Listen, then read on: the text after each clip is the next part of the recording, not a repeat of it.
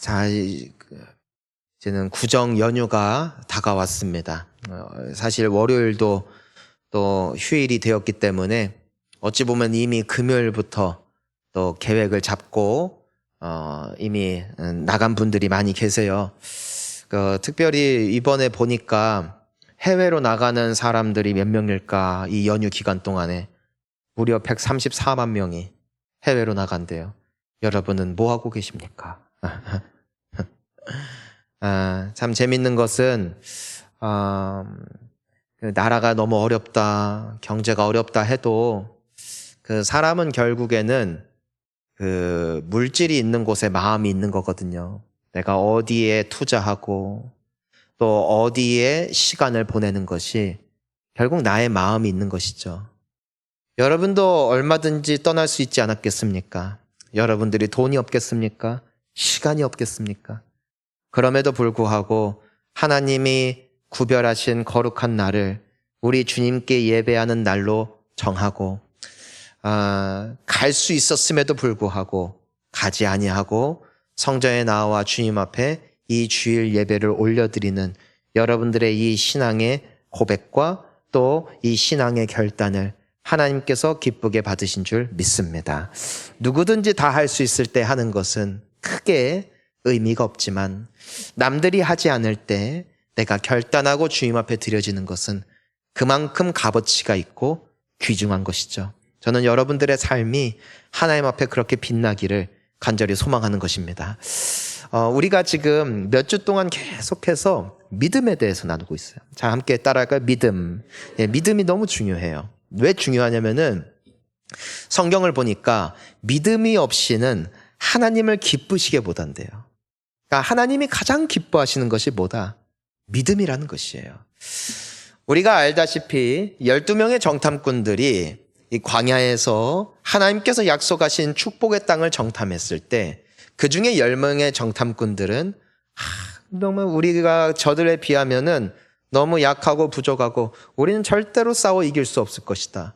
하나님께서 이미 그 축복의 땅을 주기로 약속을 하셨음에도 불구하고 눈에 보이는 현실이 그들의 믿음보다 위에 있으니까 원망하고 불평하고 또 하나님께서 우리를 속였다, 우리 빨리 옛날로 돌아가자 외치던 사람들, 그 수많은 군중들이 있었어요. 하지만 그 중에 여호수아와 갈렙 두 정탐꾼들이 뭐라고 외치면서 고백하냐면은 하나님께서 우리를 기뻐하시면 저 땅을 우리에게 주실 뿐 아니라 저들은 우리의 밥이 될 것이다. 하나님이 우리를 기뻐하시면 말이에요. 네, 하나님께서 언제 기뻐하신다? 믿음을 기뻐하시고 결국에는 그 여호수아와 갈렙을 하나님께서 인정하신 것은요, 그들이 용맹하거나 싸움의 기술이 좋거나 남들보다 도덕적이거나 성실하거나 사람들의 박수 갈채를 받는 이들이었기 때문에 하나님께서 그들을 기뻐하시사 그들을 약속의 땅으로 인도하신 것이 아니라 그 믿음을 기뻐하셨대요. 어떤 믿음이에요? 하나님은 하실 수 있다. 하나님이 주기로 하셨다면 반드시 주실 것이고 하나님께서 막으시면 열 자가 없고 하나님께서 여시는데 막을 자가 없다. 그러니 주님이 우리에게 이 축복을 주기로 약속하셨으니 나는 그 말씀대로 이루어질 줄 믿습니다. 이거를 하나님이 너무너무 기뻐하시는 거예요. 야곱이 하나님의 복을 받아요. 근데 하나님께서 야곱을 축복하신 이유는 그는 기질적으로나 성향적으로나 또 그의 도덕관이라든가 그의 삶의 행실을 보면은 인간의 기준으로 봤을 때 그는 복받을 짓을 한 적이 없어요. 복받을 짓을 한 적이 없어요. 사람의 기준에서 보면은 그 사람은 별로입니다. 하지만 하나님께서 야곱을 기뻐하시고 하나님께서 야곱의 삶을 받으시고 하나님께서 야곱을 결과적으로 축복하신 이유는 딱 하나예요. 야곱에게는 믿음이 있어요. 그래서 형을 속여서라도 아버지를 속여서라도 물론 그 모습은 잘못된 것이지만 그가 간절히 원했던 건 딱 하나, 하나님이 날 복 줘야 된다. 그러니까 그는 하나님의 축복을 믿었어요. 다른 이들은 하나님이 축복을 하든 말든 내가 안수를 받든 말든 크게 관심이 없어요. 하지만 야곱은 거기 생명 걸어요. 왜냐하면 하나님이 나를 복줘야만 잘 된다는 이 단순 명료한 믿음이 그를 끌고 가는 것이죠. 나중에 야복강 나루터에서 천사와 야곱이 씨름을 할 때 천사가 그의 환도뼈를 어긋나게 하고 밤이 이미 새어 이미 이 모든 전쟁, 이 싸움이 그냥 어찌 보면 야곱의 패배로 끝난 것 같지만 야곱이 그 천사의 옷을 붙잡고 놓질 않아요. 그 천사가 나로 가게 하라, 나로 가게 하라. 야곱의 고백은 딱 하나예요. 당신이 나를 축복하기 전에는 나는 절대로 당신을 가게 할 수 없다. 그때 하나님께서 야곱에게 주시는 이름이 이스라엘. 무슨 뜻일까? 네가 이겼다. 네 믿음이 하나님을 이겼다. 이제는 너는 복을 받을 것이다. 그 믿음의 몸부림. 그 남들이 봤을 때는 별로 의미 없어 보이는 그 믿음을 하나님이 너무너무 기뻐하셔서 결과적으로 그의 삶을 복되게 하신 하나님이 오늘 우리의 예배를 받으시고 우리의 믿음을 기뻐하시는 살아계신 하나님이신 줄을 믿습니다. 그러니까 오늘날 우리에게 필요한 건 믿음이다. 자, 우리 오늘 본문 말씀 27절을 다시 한번 읽어보겠습니다. 시작. 예수께서 거기에서 떠나가실새 따라오며 소리질러 이르되 다윗의 자손이여 우리를 불쌍히 여기소서 하더니. 여러분, 많은 사람들은 나는 하나님을 믿습니다 고백을 합니다. 하지만 그 믿음으로 말미암아 하나님의 역사와 능력을 경험하는 사람들은 항상 소수입니다. 왜 그러냐면은 믿음을 오해하기 때문이에요. 믿음을 오해하기 때문에. 내가 하나님의 살아계심을 믿는다 고백하고 내가 예수님이 나를 위해서 죽었다가 살아나신다는 것을 믿는다 우리 모두는 고백할 거예요. 하지만 믿음은 그것이 전부가 아님을 오늘 이 두 맹인의 이야기를 통해서 우리는 발견할 수 있게 됩니다. 오늘 이 사건의 주인공은 두 소경이에요. 그들이 사고를 통해서 시력을 잃게 되었는지 태어나면서부터 앞을 보지 못하는 장애를 가지고 있었는지는 우리가 다 알 수가 없습니다. 하지만 분명한 것은 그들이 소문을 들었어요. 어떤 소문을 들었냐? 예수님의 말씀에는 굉장히 감동이 있을 뿐 아니라 그분을 찾아가고 그분을 만나는 사람들은 다 병고침을 받더라. 귀신도 떠나가더라. 굉장한 일들이 일어나더라 라는 소문을 이 맹인이 듣게 된 거예요. 근데 이 두 맹인들 뿐만이 아닙니다. 이스라엘 전역에 예수님에 대한 소문이 파다하게 퍼져갔어요. 예수라는 분이 있는데 그분에게 나아가면 사람이 바뀐다더라. 그분에게 가면은 귀신이 떠나간다더라. 그분을 만나고 나서 우울증이 치료됐다더라. 소문이 파다한 거예요. 소문이 파다한 거. 많은 사람들은 그 사실에 대해서 그 소문에 대해서 마음에 두었을 것입니다. 어찌 보면 오늘 우리가 말하는 것처럼 믿었을 것입니다. 그런데 이 두 맹인은 그 믿음이 마음에 머물러 있지 않은 것을 보게 돼요. 그들은 믿는다 고백할 뿐 아니라 믿는다 마음으로 품을 뿐 아니라 어떻게 했다? 예수님께서 떠나가실 때 이 맹인들은 예수님을 따라갔다는 것이에요. 근데 어떻게 따라가요? 소리를 질렀대요. 소리를. 자, 왜 소리를 질렀을까? 안 보이잖아요. 누군가의 도움 없이는 예수님이 계신 곳을 찾아갈 수도 없을 뿐더러 어느 누구도 그 두 사람을 예수님께 안내하지도 않습니다. 왜냐하면 예수님 주변에는 인산인해예요. 사람들이 너무 많아요. 예수님을 보고 싶어하는 사람들도 가득했어요. 그러니까 이 사람들이 예수님을 만날 수 있는 방법은 하나밖에 없는 거예요. 예수님이 내 목소리라도 듣고 나에게 관심 가져주실까? 그래서 그들은 소리 질렀다. 소리 질렀다. 다윗의 자손이여 우리를 불쌍히 여기소서. 이건 비명이에요. 비명. 우리가 오늘 본문에는 나와 있지 않지만 또 다른 성경에서 이 복음서에서 나타나는 이 비슷한 사건이 있어요. 바디메오라는 소경이 있는데 예수님께서 지나가신다는 소식을 듣고 소리를 지르는 거예요. 소리를. 다윗의 자손이여 나를 불쌍히 여겨 주십시오. 그때 사람들의 반응, 잠잠하라. 조용히 해라. 시끄럽다는 거야. 시끄럽다. 예수님 바쁜데. 그럼에도 불구하고 이 소경이 어떻게 했는가? 끝까지 소리를 질렀다. 끝까지 소리를 질렀다. 그리고 예수님의 그 관심을 끌게 됐다.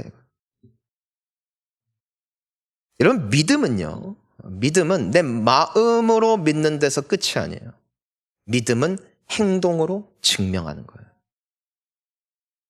여러분, 예수님을 믿으시냐는 거예요.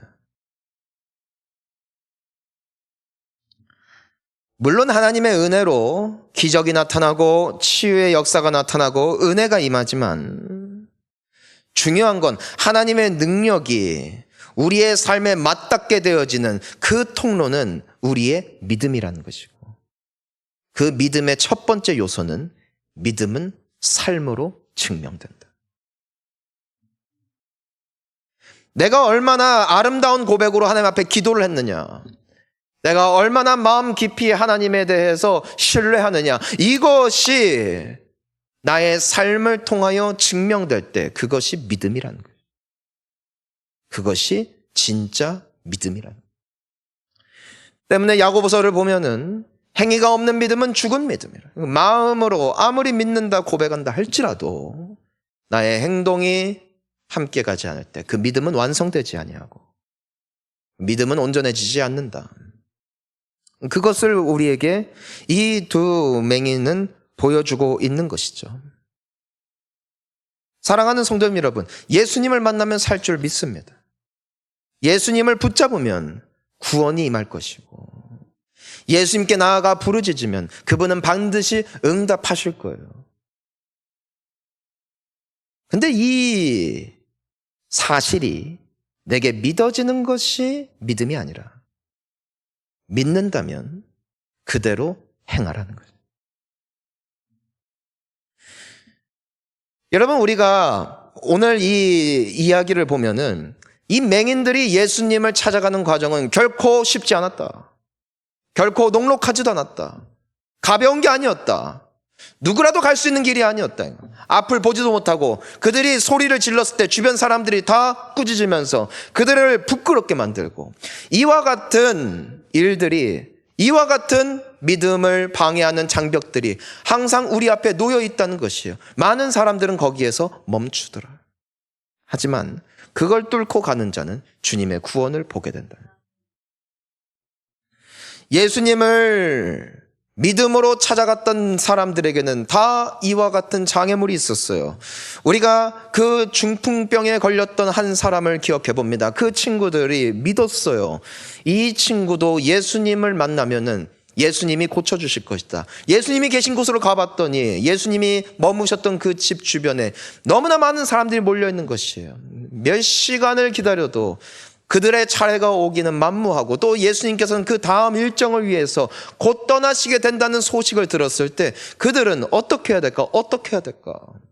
수많은 장애물들이 그들의 눈앞에 펼쳐져 있는 것이죠. 하지만 그들은 그 자리에서 돌아가지 않았어요. 많은 사람들은 거기까지는 찾아왔지만, 거기까지는 찾아오지만 많은 사람들이 돌아가는 것이죠. 왜요? 너무 힘들다는 거예요. 불가능해 보인단 말이에요. 하지만 이 친구들의 믿음이 무엇입니까? 예수를 만나지 않고 돌아간다면 나의 친구의 중풍병은 절대로 낫지 않을 테니까 모든 것을 뚫고서라도 이 친구를 예수 앞에 놔야 되겠다. 그러니까 그들이 뭐 하는 거예요? 지붕을 뜯어버리죠.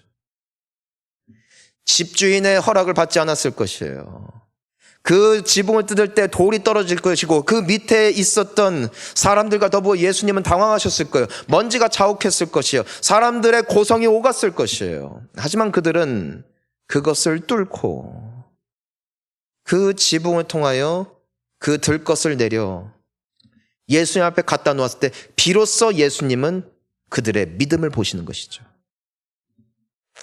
아브라함은 이미 이삭이 태어났을 때 하나님을 향한 믿음이 가득히 차 있었어요. 하나님은 하시는구나, 하나님은 놀라우시구나. 그의 믿음의 고백과 마음의 신앙을 하나님께서 모르실 리가 만무해요.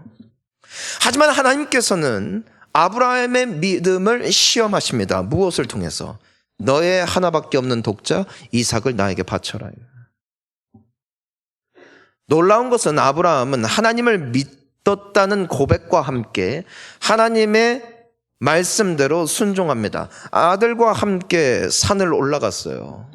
그리고 산 꼭대기에 정상에 이르러서 제단을 쌓고 장작을 펴고 그리고 아들 이삭의 손을 묶었어요. 사실 여기까지만 해도 아브라함의 진심이 사실임을 하나님이 알까 모를까 아신다는 거예요. 하나님은 우리의 중심을 아세요. 아브라함의 중심을 보세요. 이미 알고 계세요. 시험할 필요도 없어요. 하지만 하나님께서는 아브라함의 믿음을 그의 행동을 통해서, 그의 순종을 통해서, 그의 삶을 통해서 재차 확인하시는 것이죠.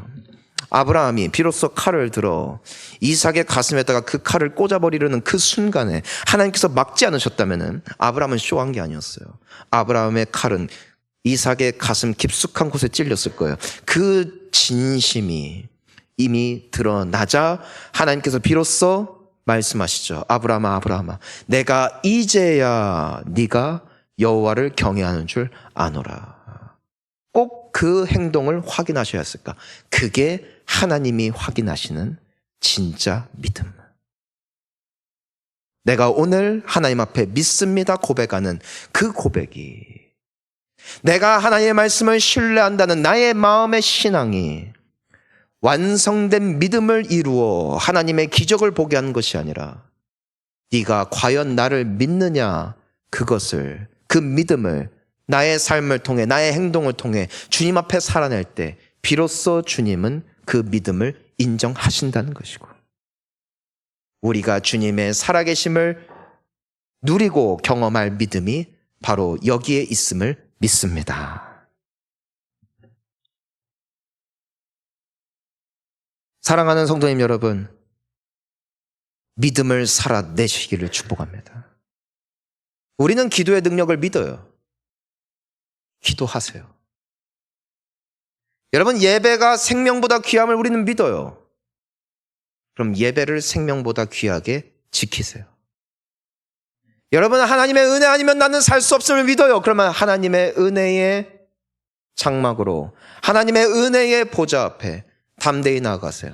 여러분, 주의 말씀을 가까이 함이 나에게 복이 된다는 것을 믿으신다면 여러분, 큐티를 회복하십시오. 새벽에 여호와께서 나를 도우시리라, 이 말씀을 내가 믿는다고 아멘으로 화답한 것이 나의 믿음이 아니라 새벽을 깨워 피로를 뚫고 졸음을 뚫고 주님 앞에 나와 기도하며 고백할 때 비로소 주님은 우리의 믿음을 인정하세요. 하나님 앞에 드려지는 삶이 복되다라는 말 우리가 알지 못하는 이가 없어요. 그렇다면 주님을 위해 드려지십시오. 무슨 일을 하든 간에 죽게 하듯 할 때 하나님께서 여러분들의 삶을 받으실 것을 믿는다면 여러분들이 배우자를 대할 때나 자녀들을 대할 때나 교회에 와서 성도들을 대할 때나 어느 누구를 대할 때나 죽게 하듯 하십시오. 주님이 여러분들의 삶을 받으실 것이고 여러분들을 반드시 만나 주십니다.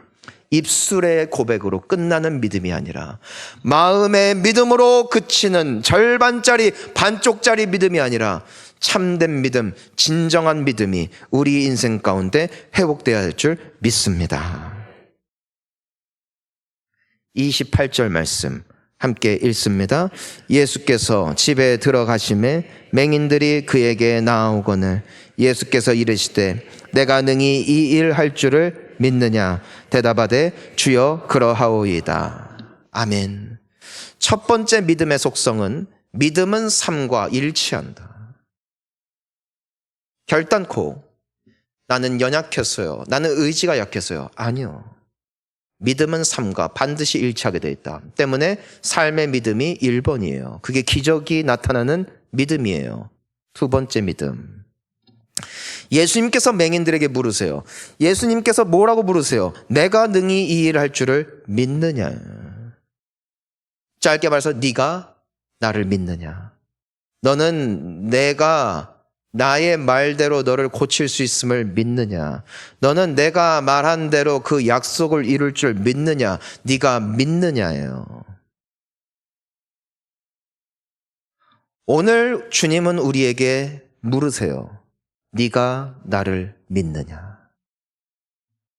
나라가 어렵고 사람들은 점점점 심적으로나 육적으로나 물질적으로나 피폐해지는 이 시대와 이 순간 가운데, 또한 너의 인생이 지금 이런 역경 가운데 있음에도 불구하고 너는 나를 믿느냐? 너는 내가 너의 선한 목자임을 믿느냐는 거예요. 내가 세상 끝날까지 너와 늘 함께함을 너는 믿느냐는 것이에요. 내가 모든 것을 합력하여 반드시 선을 이룰 것을 믿느냐는 것이에요. 내가 너와 늘 함께할 것이고 나의 강한 오른손으로 너를 붙잡고 있음을 너는 믿느냐는 것이에요. 너를 향한 내 생각을 내가 아나니 그것은 희망이요 미래요 재앙이 아니라 내가 반드시 너를 축복할 것이다. 이것을 네가 여전히 믿느냐는 것입니다. 하나님은 가장 어렵고 역경으로 정말 고생하고 또 고생하는 오늘 우리에게 주님은 물으시는 거예요. 너는 나를 믿느냐? 사랑하는 성도님 여러분, 오늘 우리에게 필요한 것은, 그리고 하나님의 능력이 나타나는 것은 하나님이 알아서 경제 회복시키시고 알아서 나의 환경과 나의 상황을 바꾸시는 것이 아니에요. 주님은 오늘도 우리에게 물으세요. 내가 가장 힘들고 괴로울 때, 모든 것이 불가능해 보이고 모든 사람들이 안 될 거라 말할 때 주님은 물으세요. 너는 나를 믿느냐? 여러분, 믿음이 회복되기를 축복합니다. 내가 너의 자녀를 구원할 것을 믿느냐? 너는 너의 이 가난의 어려움으로부터 너를 절대로 죽게끔 내버려 두지 않을 것을 네가 믿느냐? 너는 네가 나에게 부르짖는 그 모든 기도의 제목들이 나의 때에 가장 완전하고 아름답게 이루어질 줄을 네가 믿느냐? 주님은 우리에게 믿음을 요구하세요. 저는 우리가 이 어려운 시기에 믿음으로 감사하는 고백이 회복되기를 축원합니다. 그리 될 줄 믿고 감사하는 거예요. 우리는 보통 주님이 해 주시면 감사해. 하지만 진정한 믿음은, 진정한 감사는 그리 아니하실지라도 감사하는 거예요. 그리 아니하실지라도 예배하는 거죠. 그리 아니하실지라도 찬양하는 거예요. 그리 아니하실지라도 기도하는 것. 이것이 믿음입니다. 주님은 이 소경들에게 물으시는 거예요. 너는 믿느냐? 사랑하는 성도님 여러분, 주님이 여러분들을 기뻐하시면 여러분은 복 받습니다. 주님이 여러분들과 함께하는 이상 여러분은 절대로 망하지 않으십니다. 주님이 여러분을 치유하기를 원하신다면 여러분들은 질병에서 고침을 받을 것이고, 여러분들이 아무리 머리를 쓰고 갈등하고 괴로워해도 해결되지 않던 문제를 주님이 원하시면은 그 자리에서 해결될 줄 믿습니다. 믿으라는 거예요. 믿으라는 거. 왜요? 하나님이 나와 함께 하시니까. 두려움이 떠나가기를 축복합니다. 걱정도 멈추시기를 축원합니다. 하나님을 믿으십시오. 네가 믿느냐 말씀하실 때 주여 그러하오이다. 이것이 립 서비스가 아니라 나의 삶을 통하여 내가 정말 주님이 하실 일을 믿는다는 나의 입술의 고백과 삶의 믿음이 회복될 때 주님은 우리를 인정하실 것이고, 주님은 우리의 삶에 그분의 살아계심을 반드시 나타내실 줄 믿으시기 바랍니다. 예수님은 이미 이 맹인들이 사람들의 온갖 방해 공작과 더불어 앞에 보이지 않는 상황에도 불구하고 예수님을 찾아왔던 그 이유를 예수님은 알아요. 그 마음을 아신다고요. 그러니까 믿으니까 왔지, 안 믿으면 왔겠어요? 내가 하나님을 믿으니까 교회를 왔지 그냥 왔겠냐고요. 하나님이란 존재에 대해서 내가 철저하게 부인한다면은 누가 교회에 오겠고 누가 주님 앞에 기도하겠습니까? 하지만 주님은 물으신다고요. 네가 믿느냐?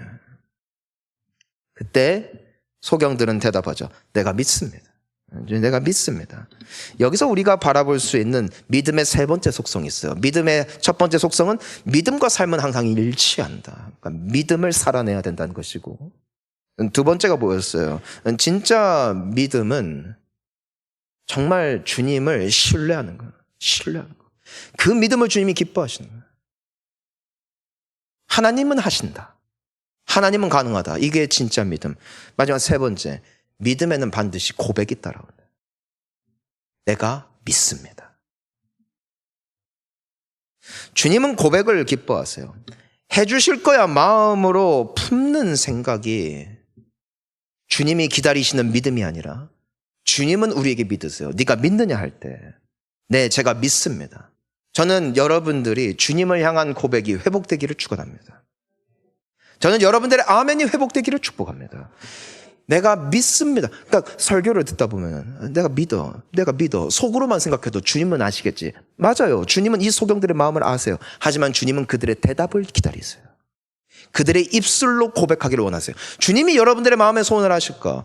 주님이 여러분들의 기도의 제목을 아실까? 당연히 아시죠. 그분은 하나님이십니다. 하지만 주님은 우리의 입술을 열어 그 믿음의 고백을 하기를 원하시고, 주님은 듣기를 원하시고, 주님은 우리의 입술의 고백까지 나아갈 때 비로소 믿음으로 인정하시더라는 것이에요.